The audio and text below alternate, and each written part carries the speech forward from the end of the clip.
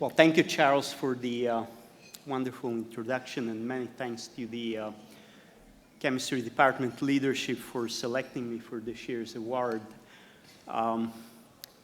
It's a great honor to be here and be able to connect with all-time faculty, as well as meet new faces and tell you a little bit about myself.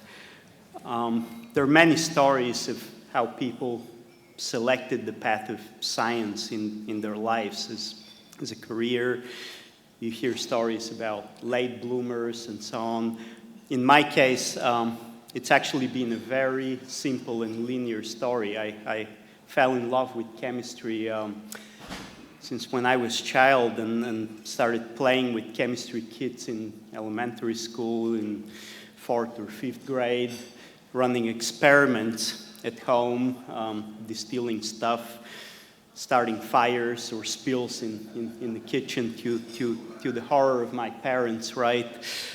Fast forward to college. Should actually add here that with the years of my training, I've slowly transitioned from chemistry towards biology and biomedical sciences. So you'll notice that in my notes. In college, I actually synthesized molybdenum piano stool complexes, so coordination chemistry, Schlenk lines, that kind of work. Then I moved to USC and did more of a biochemistry type work. I did synthesize all sorts of small, highly reactive, often explosive transition state analogs of nitrogen reduction pathway, diazine, methyl-diazine, diazerine, and others. So I did a lot of work over at OCW and using the NMR instruments.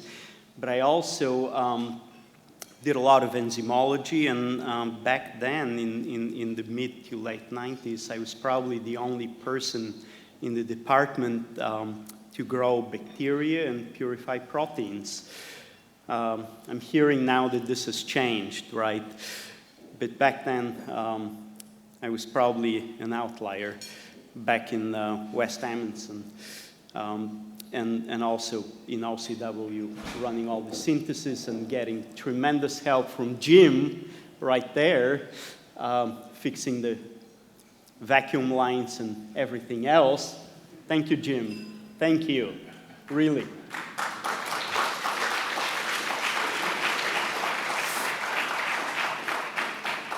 Rebuilding the vacuum lines after minor accidents, shall we say. And the vacuum lines were yay big, so they needed a lot of repair because they had a lot of trouble points. So after USC, I moved to more of a molecular biology, cell biology type training. I moved to Scripps down in La Jolla and did a lot of antibody research, developing new antibodies, doing protein evolution, and it was actually a very busy time at Scripps. The group I joined was very competitive. There were about 35 postdocs in the group. Oftentimes we would be given the same projects. A couple of people would work on the same project without knowing. And of course, you either sink or swim. And over the 2 years, 2 months of postdocs that I spent there, I had about a dozen projects. And a lot of them were very ambitious, and needless to say, they failed. They were way out there. So an interesting example, a project that was nearing a failure, we were working on developing an antibody that would catalyze a photochemical reaction to form a new product. So we immunized mice with an antigen, isolated individual antibody clones, and I was testing them in a photochemical reaction to see if we were forming new products. And nothing was happening. Week after week after week, you would test to HPLC and nothing was happening. So things were looking pretty bleak, and I don't remember if it was just inertia or just me being in a hurry or whatever. I reached into the photochemical reactor to pick up a vial to run the next test without switching it off. So of course you're not supposed to do that because you have the UV lights still on. They're going to burn your eyes, right? I saw this most incredible bright blue fluorescence emanating from the sample. Long story short, it was not a new photochemical reaction. It was a new fluorescence phenomenon which could not be attributed to simply the antibody binding the antigen very strongly and increasing the quantum yield of that antigen. It had something to do with the protein dynamics and how the protein dynamics coupled with the excited state of this antigen. Again, long story short, we were able to characterize the interaction pretty well, and it was unusual enough to get me a first author science paper. So, box checked. I got the first author science paper, right? A lot of you think about this in terms of career path, right? First author papers, high impact papers. High impact papers. So I moved on. I've always been attracted by the unknown, and actually I've been adventurous in my life in more ways than one. So I joined biotech up in the Bay Area, working in this really new, risky, emerging area of microfluidics. We did a lot of interesting work in that company, single molecule PCR, trying to identify rare mutations to detect cancerous mutations, single nucleotide genotyping, and others. But the project that turned out to be most difficult and longest and most rewarding was one where we tried to develop a clinical diagnostic device for a rare tumor biomarker with a detection limit of 1 picomolar of a rare glycosylation variant on the background of micromolar level of the normal protein variant. So there is no antibody to distinguish the two variants, right? Long story short, this project lasted over 6 years. We failed on the so-called milestones about 16 or 17 times. So if you read those business books that tell you kill early, kill fast, this project would have been killed probably over a dozen times in the industry. We persevered. We solved little problems, little by little, slowly. Finally, we arrived at an instrument that gives the answer to the patient in about 9 minutes, so people don't have to go home and worry about whether they have the cancer or not. So they can stay in the doctor's office. It's yay big, uses whole blood and all that, and it's selling in about half a dozen countries, US, Japan, Vietnam, China, and others. And it's actually making a difference in people's lives because it can be used as a screening test before MRI can detect liver cancer. And it was a high-hanging fruit type effort because, again, it was a rare protein biomarker. So what can I show for all this effort? My reagents are in that instrument, but there's no publication surrounding it because the whole project still remains a trade secret, if you will. But there is the sense of satisfaction that you can change people's lives. You can actually help them live longer through the fruits of your labor, meaning you can have a high impact through your work without having high impact publications. And this is really what I'm here to tell you about. There is different ends of the spectrum of life experience and career achievements. You can have a first author science paper, you can make a difference in people's lives without papers. So I remained interested in the unknowns and adventurous. So in 2004, I picked up my family and moved to the East Coast to follow a different opportunity, which is a government startup.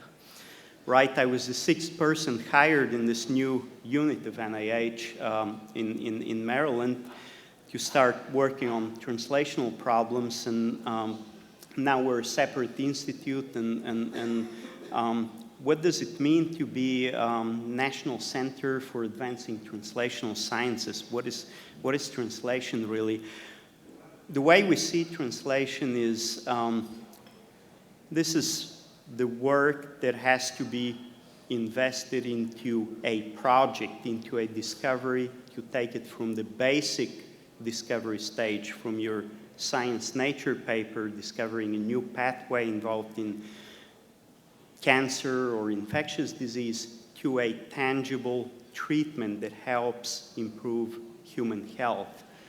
A lot of non-glorious work goes in that space. You may need to formulate the drug. You may need to discover new formulation. Maybe you need to discover a nanoparticle delivery system. Or you may need to design a new toxicology test that will actually test the safety of this product. We work on all these problems. We work on problems like designing better clinical trials to improve the outcome of those trials. Clinical trials are notoriously expensive. Approximately half of the initiated clinical trials in this country fail to be completed because you don't achieve enough enrollment to get to the study that's powered enough to give the right answers. So imagine the amount of money wasted. If we can improve that process, we'd save a lot of money. But we're not going to get science papers out of that. Again, back to the same notion. We're working to improve predictive models of toxicity based on in vitro data to minimize testing of animals, using animals in toxicity testing and improving the outcome of drug discovery. We're working to improve the small molecule libraries that are tested in early drug discovery. And we're working to improve the processes of high-throughput screening, again, to discover drug candidates at higher efficiencies. So all of this work is not related to a particular pathway, particular disease. So we work in this area that is the tragedy of the commons, right? Where it's everybody's problem, but nobody's problem at the same time because nobody's really invested into it and working in it, on it in a concerted manner. So to lead such an organization with a broad mandate and really diverse functions, you need to be not only scientifically competent and proficient, but also have a lot of people skills and appreciate the team effort that it takes to get you to the end goal. And in my case, the groundwork for me acquiring and improving those skills was really laid here at USC, with Charles being the great mentor that he was and still is, encouraging me to operate independently and to go to him not just with successes and list of problems, but actually with list of possible solutions. And I'm really thankful for that. So thank you, Charles, for being such a great mentor, and thank you all for listening. Thank you.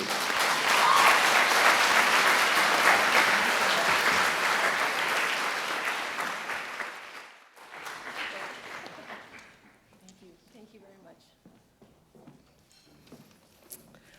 Well, it is quite an honor to be here. I can remember being a student sitting in these seats for the Stauffer Lecture Dinner, and I was very impressed with Professor Cava's speech, and so now I came to this university from UCLA, and I studied biochemistry there, and I wanted to make a difference in people's lives. So my path has been very non-traditional and a very unique one. So a famous scientist once said, "I have no special talents. I'm just only passionately curious." And that scientist was Albert Einstein. And that's what I think embodies what I believe in. When I came to Dr. Bao's lab, I was learning X-ray crystallography.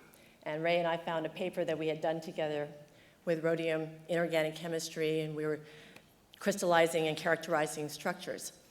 In the meantime, I had moved from East Amundsen to Stabler Hall, and Dr. McKenna had some very exciting projects with thiophosphanoformate and PAA.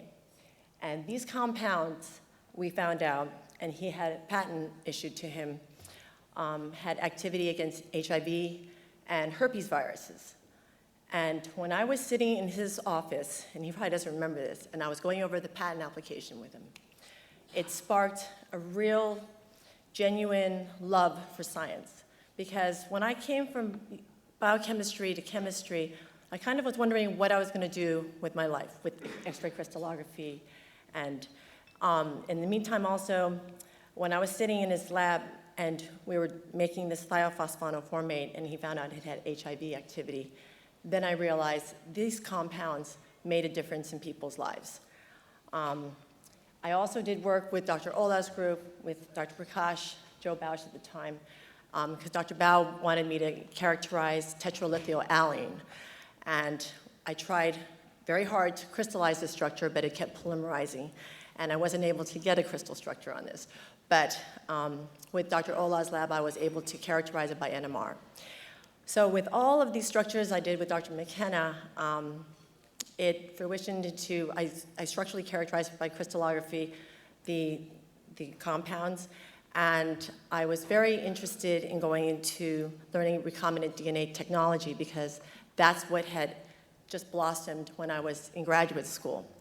So another thing is that my father is a very famous scientist. He invented the coplanar waveguide. He has numerous patent applications, and he has patents filling the wall. So I had a little bit of experience looking at patents as it is. And I decided to go and learn molecular biology, but I didn't know who would take me. I knocked on all these professors' doors, begging them to teach me molecular biology, and they said, "Why would I give you a job? Because I have all these people that are applying for postdoctorates from Harvard and Stanford that have their PhD in this field." Dr. Stevens from UCLA School of Medicine gave me a chance. He was chairman of the department. He was the one that discovered where herpes virus goes latent in your brain, in the trigeminal ganglia. So he told me that if I could help and we could try to get some grant proposals and funded, he would take me under his wing and teach me everything about molecular biology. So I went back to UCLA, and what I did was learn DNA recombinant technology, and I took herpes viruses, and we took out the parts that make herpes, and because we know that it travels to the brain, to the trigeminal ganglia, put in strong promoters, and served these gene vectors served as disease models for neurodegenerative diseases like Alzheimer's and Parkinson's. So we put in genes that made tyrosine hydroxylase and nerve growth factor. When I was doing my lab research, I was sitting there at midnight one day, and I'm sitting here thinking, well, I was always interested in technical writing and translating sciences to the layman. And Jeff Sheldon from Sheldon and Mack, who I met Dr. Bao's wife, Margaret Churchill, there, he hired both of us, and we ended up working at Sheldon and Mack, and Jeff Sheldon taught us both patent prosecution. From Sheldon and Mack, I went to Robbins, Berliner, and Carson, and expanded intellectual property, all aspects of intellectual property analysis, from patent prosecution to drafting them, interferences, due diligence. So basically, what I was able to do is take basic lab research and see drug discovery, and then translate it into intellectual property and get protection on it, and then pitch it to companies to acquire the patent rights.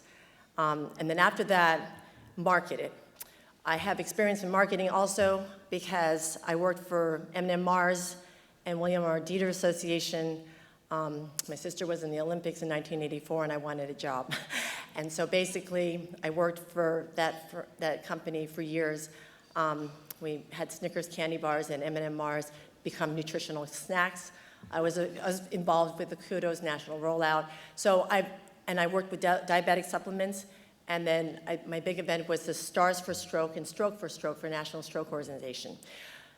The reason why I'm telling you this is because when you're sitting in your lab and you're making these drugs and you think that you have no idea what you want to do, there are many opportunities as a chemist to expand, not only as a professor, but you can go into medicine, you can go into law, intellectual property law. Hedge fund companies are looking in the financial sector for people with PhDs in chemistry. If you have a chance to cross fields and disciplines, it makes you more valuable. And I found that after I did all this patent prosecution, a friend of mine went over to work for Irella Manella, which is a big litigation firm. Morgan Chu was the head person there, and he didn't hire anyone that wasn't an attorney, but he gave me a chance. And Irella Manella is a high, complex technology litigation firm. You probably know of Morgan Chu because his brother won the Nobel Prize in Physics. And so I worked with Morgan Chu with different litigation processes and DNA array technology, DNA sequences with semiconductor chips. I had to learn all about semiconductors, integrated circuits. Then I had a case where I was doing porcine heart valves. Two companies were suing each other over medical devices. So, but the big landmark case was these fusion proteins from City of Hope, and we won over $500 million for the plaintiffs. But the basic thing is this. When you are sitting in your lab and doing your research, and you find something that you invented, then you get patent prosecution, you get protection on it, and then you get to market it. And basically, that is where I feel like I can best make a difference in people's lives, because I've covered many, many areas of science. I'm a jack of all trades. I'm a master of nothing. But it's been a fun ride, and I've been able to learn and continually learn, which is exactly what has instilled me.